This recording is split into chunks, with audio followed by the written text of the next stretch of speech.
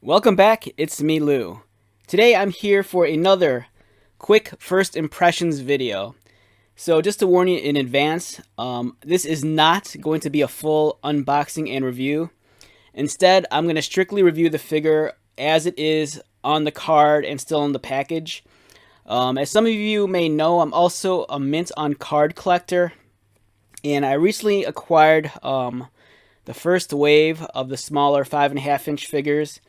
And at the moment, as much as I want to open them, I'm really impressed with the package design and the overall whole experience of the figure that for now, I'm just going to leave them on card until I get another set to open. So this is strictly going to be this is more of a first impressions kind of video, as I'm going to review the figure as it's inside the packaging. So far, I've previously reviewed the Mirrorverse Belle action figure. So if you haven't watched that video, check that out. That video includes more of my thoughts about this specific line of McFarlane toys. So with that being said, let's move forward. So what we have here is the new Disney Mirrorverse Mickey Mouse action figure, and this is produced by McFarlane. So as I stated in the previous video, the Belle video, so what the Mirrorverse is actually a mobile RPG video game. And these character designs, I'm really impressed with them.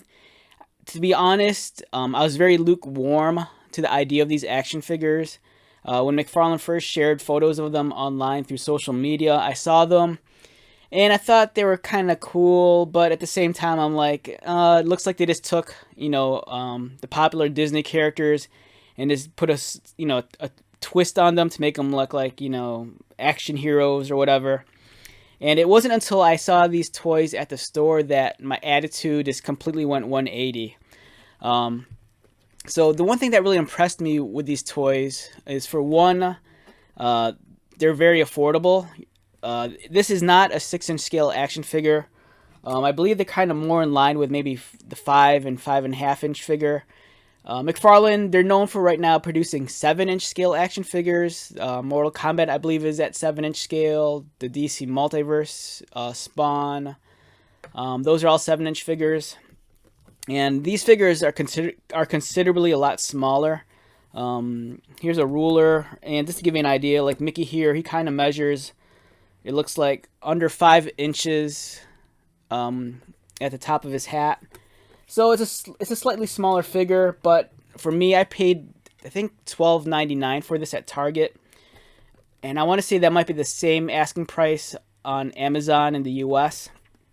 So for me, it was a sweet spot. It was a sub $20 figure. It was even a sub $15 figure. The package design looked awesome. It's a McFarlane Toys action figure, so the quality is going to be really high. The detail and sculpting is going to be excellent. So everything about this action figure, I was really sold on it when I saw it in person. I didn't really get the gist of what the Mirrorverse was when I saw the initial photos through social media. But as soon as I picked this up, it really had like a very video game vibe to it. Just the terminology alone, like Mickey is a support character, and that kind of lends itself to an RPG in terms of, like, if you assemble a party in a role-playing game. Yeah, everything about this it really impressed me. So yeah, this is a great figure. So let's examine the package. So first off, you're looking at a very kind of squarish kind of card. There's a beautiful bubble that it almost resembles like a crystal ball kind of shape. So you kind of have this bubble. It really frames Mickey really well. I love Mickey anytime he's wearing something like kind of like a wizard's outfit. It reminds me of like the old animated feature Fantasia, where Mickey Mouse is kind of like the apprentice to a wizard, and he's working in the once the wizard leaves, Mickey's playing around with all the spells and magic and causing chaos in the wizard's lab. So I think it's very apropos for Mickey Mouse to like be donning the attire of like a mage or wizard, especially in the terms of this being like a role-playing game. So it's a really cool costume, and for me, the color scheme is really well done. Also, he has a lot of yellow, some gold trim, and it's a very, very cool, unique look for Mickey Mouse. Because I think when you think of Mickey Mouse, you always think of him as being like black and red and white. But this is, you know, a slightly more warmer color approach, and it just looks really nice on him. The package design's cool. You have the Mirrorverse logo up here. McFarlane Toys, ages 4 and up. Once again, you're getting Mickey, and he's listed as a support character. You have 2 graphics here, a really cool portrait of Mickey Mouse. And what's awesome here is, don't throw this away. This here is actually a trading card. And if you could kind of look underneath, it's a trading card, and it even lists Mickey Mouse's stats, I think, as it pertains to the video game. So I always enjoyed stuff like that, you know, as a kid or as a teenager collecting toys. It was always cool when you got like some sort of weird freebie like a trading card. And as much as I want to open this, I want to say I think this action figure is minus display stand, because McFarlane Toys, they've been known to be giving us a lot of display stands for some of their action figures. This one doesn't come with a display stand, and I don't mind it so much, just because, you know, for one, it might add more to the price of the figure. And for me, paying $12 for this is the sweet spot, especially since, you know, you're getting that McFarlane quality, the sculpting's beautiful, and, you know, everything about this screams premium, but at an affordable price. Looking at the back of the box, I have my gripes. I say this in every video. I hate that toy companies don't really make up, you know, they don't really do a lot with the back of a package. You know, there's so much real estate here where they could, like, you know, just have a character bio or describe the universe these characters inhabit. But, you know, all we get here is a very mysterious image. You know, it's just a silhouette of all the characters, and it's like kind of, maybe it's a glowing portal in the background. But I mean, it's well done. You know, the artwork's, it's a really beautiful rendering, and I think it's cool. It gets you kind of excited, but at the same time, it's also leaving me scratching my head like, what's going on? Because on the back of this package, they don't really inform you, letting you know that this is actually a video game. So it's really weird that, you know, they're releasing these Disney Mirrorverse figures, and they're so far removed from their traditional iconic looks that you don't really know what's going on here. You know, is it just them pretending to be like adventurers or superheroes? So I think it would have been to their advantage if they at least kind of listed a descriptor of what was going on here. What I do appreciate is that they have here kind of like a small checklist of all the characters in the first wave. So as I've stated earlier, I took a look at Belle. Right now we're looking at Mickey, and we'll eventually get to Goofy and Sully. But it's awesome. You kind of see the role each character plays in their role-playing group. Like, there's Belle, she's a support character. Goofy, he's ranged, so that must mean he's a master of, like, ranged or projectile attacks. Like, maybe he's an archer, or maybe, you know, he deals in elemental magic and can, like, shoot, like, fireballs or something. Mickey's also listed as a support character, and Sully's the big heavy. He's the tank of the group. So for me, when I saw that, it got me really excited. It kind of reminded me of the old video game that was on the PlayStation and on the Nintendo DS, Kingdom Hearts. For some of these, for those of you who do remember Kingdom Hearts, it was a very JRPG kind of game. When I say JRPG, that means Japanese role-playing game.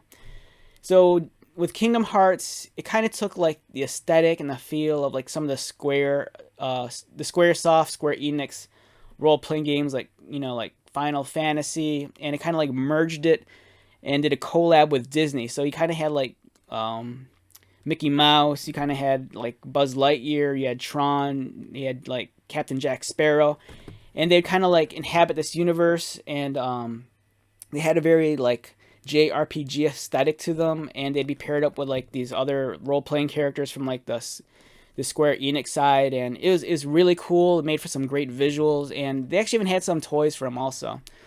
So one of the things that sold me on this was that this kind of reminded me of Kingdom Hearts, and even though I didn't really, you know, dabble in Kingdom Hearts all that much, I had a great appreciation for the artwork and the character design. And for me, this kind of reminded me of that, but this isn't so much JRPG as this is more like Western RPG kind of like aesthetics. So I think there's a great dichotomy there. You know, if you have a Kingdom Hearts display, or even just a great, you know, if you have a shelf with this Disney stuff, this is a great addition to that. So let's examine Mickey a little bit closely. All right, so the sculpting on here is really well done. All right, so the lighting here is kind of like washing out some of his colors. Like he's not on his face. He kind of has more of like a tan color, but on the camera it's coming off a little bit more white. His articulation, it looks a little bit more limited than some of the other characters like Belle.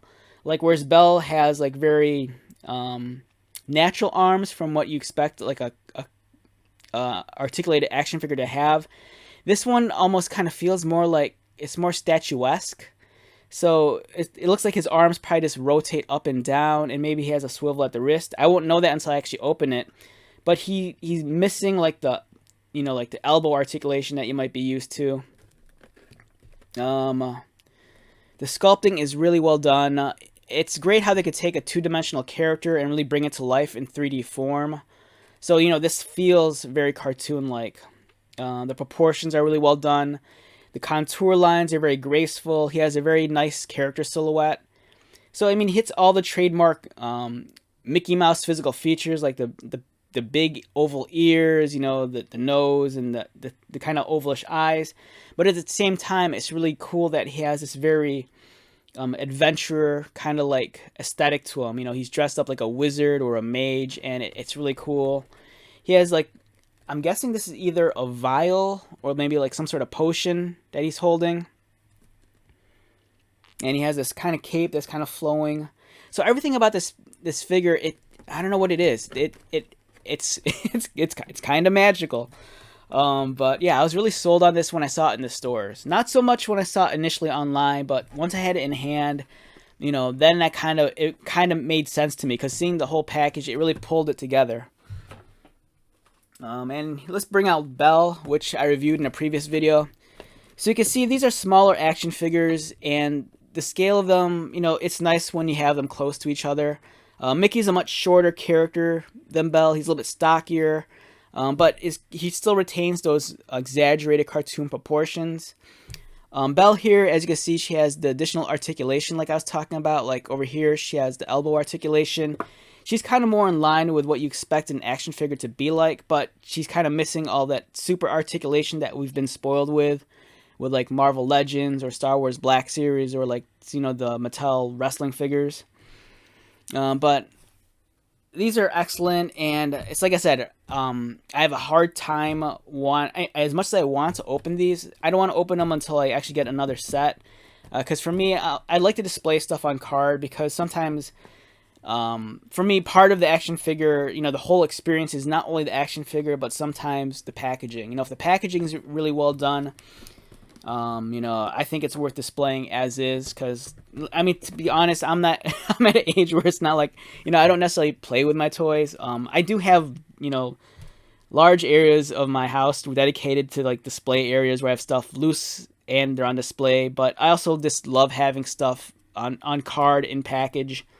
There have been many times when I'd open up a carded or boxed figure and I'd regret it later. And, I don't want this to be the case, because I think these are beautiful figures as is on the card. And until I get another set, I'm just going to leave them on card. But they're really awesome. I think it's a must-buy if you're a fan of Disney.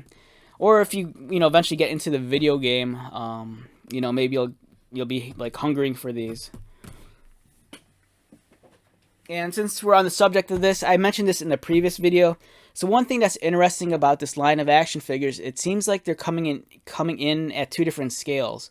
So for these carded bubbled figures, we're looking at maybe like a 5 to 5.5 inch figure. But then on the opposite end of the spectrum, McFarlane's kind of releasing their more traditional 7-inch figure. And they come in the very familiar McFarlane package, where it's like this large rectangle. You've seen this before with Mortal Kombat, DC Multiverse, Warhammer, and I think the boxes were slightly smaller, but for stuff like Call of Duty, this very familiar rectangle box. But so for this other end of the Mirrorverse, they're releasing these larger 7-inch figures, and so far this wave is limited to only Captain Jack Sparrow. There's Buzz Lightyear, and then there's an alternate Jack Sparrow where he's fractured. So that looks more like a possessed, maybe like evil take on the character.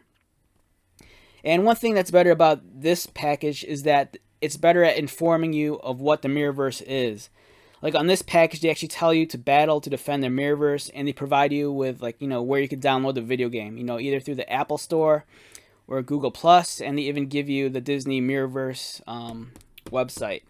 So that's another reason why I'm kind of holding off on opening these carded figures, because there's a part of me that believes that maybe in a month or two they might McFarlane might do a running change, and they might actually alter this card to reflect the fact that this is a video game, and they might include this information eventually here, making the first release of the first wave a little bit more rare, because I have a feeling that they might correct the omission of this and add onto here.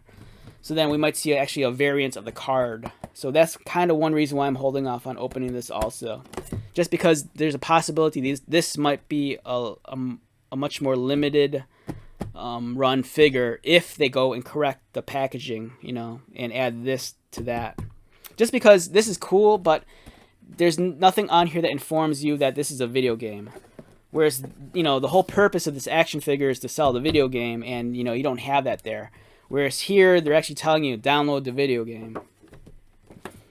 So in some ways, I'm excited for this line, but I'm also kind of confused, because in all honesty, I would have preferred if they just stuck to one scale as opposed to giving us two different scales. Like, it's cool that they're giving us a 7-inch scale, you know, Buzz Lightyear and Jack Sparrow, but at the same time, it kind of splinters the line, because here we have this smaller scale line of action figures. And that kind of makes me wonder if they're going to double dip and, you know, reproduce some of these characters at the 7-inch scale and vice versa, and release, you know, Jack Sparrow and Buzz Lightyear at the smaller, you know, scale like these figures are. But it's kind of cool, and it's an interesting strategy, because this here I think is really going to appeal to the normal McFarlane collector. The normal McFarlane collector might be on the fence with this one just because of the scale. Because I know for me, scale's not a big issue, but I know it's a huge issue with like a lot of collectors. They always want to make sure that stuff on their shelf kind of like lines up with each other correctly. And, you know, there's a huge height discrepancy here between these figures. You know, the smaller figure and the much larger one. But I think they're both premium products. They're both worth the purchase, in my opinion. Something like this, the 7-inch figure, is going to run you about $19.99. This is going to run you $12.99 depending on where you get it. And it's like I said, I love that price point. I think it's something toy companies really need to do is, you know, find a happy medium where they could give us, you know, quality action figures at a price that's, you know, not teetering above $20. Because I've saw, you know, the past few months, some figures, you know, they're kind of like moving upwards in price to, like, you know, beyond $20. And for me, it's not worth it at that point. I mean, if you've been in the collecting game long enough, you've already amassed, I'm assuming, large collections of DC figs, Marvel figs, and Star Wars, G.I. Joe, etc., etc. If you're new to collecting, you know, it's exciting because there's all this, you know, there's all this stuff ahead of you, and, you know, you might not be invested into it financially as someone that's been doing it for like a long time. So, but if you're like me and if you've been in this for a long time, it's kind of like, you know, at some point in time, you know, price is going to start playing a big deal. And for me, I really enjoy when I could buy an action figure at a much more affordable price and feel like I'm getting, you know, a lot of money, you know, more bang for your buck kind of deal. And I really feel like you're getting that with this. You know, they're really hitting that sweet spot where it's under $20. It's a nice, decent scale. You know, if you're big on the 6-inch scale, you're going to be disappointed that these are smaller. But for me, you know, the quality is there. You know, the sculpting's beautiful. The paint application's beautiful. You get some nice accessories. The package design doesn't look generic. You get a trading card. So for me, that's just win-win all around. But if you're like a much more, you know, somewhat serious collector and you do appreciate the larger figures, the 7-inch figures are great too. So, all right, so let's wrap this up. All right, so normally I'd like rate figures numerically, but since I did not open this, you know, this is not a full review of the figure because, you know, for all I know, the articulation might be janky. I don't know. I won't know that until I actually get another copy and open it. But for now, I'll say if you're a Disney fan or if you're a fan of the game when it eventually comes out, this figure is worth the purchase. If you're a McFarlane Toys fan and you're more accustomed to the larger figures, you might not need this as bad, but I do think that the larger 7-inch scale figures are more up your alley. So if you already collect like DC Multiverse or Warhammer, or if you collect Mortal Kombat or their Spawn figures, definitely look into the 7-inch Mirrorverse figures. They're beautiful, they're really well done, and they don't disappoint. So yeah, these are great figures. They're out now, so just, if you see them, judge for yourself once you see these in person. So once again, my name is Lou. Thank you so much for checking out this video. If you're new to my channel, welcome. If you are a returning viewer or subscriber, thank you so much for your comments and support. I greatly appreciate it. So until the next video, take care, and I'll talk to you later. Bye.